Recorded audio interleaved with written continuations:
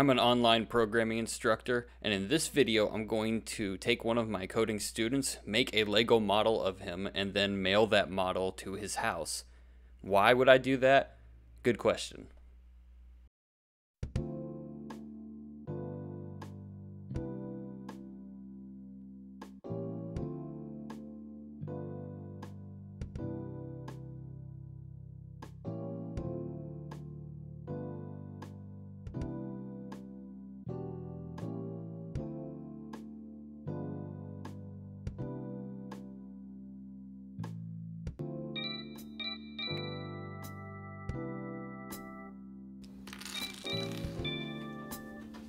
Alright, here's everything I have so far. I have the minifigure, I have the hair piece here, and I just need to Sharpie it brown. And then I have a sticker for my student's face that I'm going to add.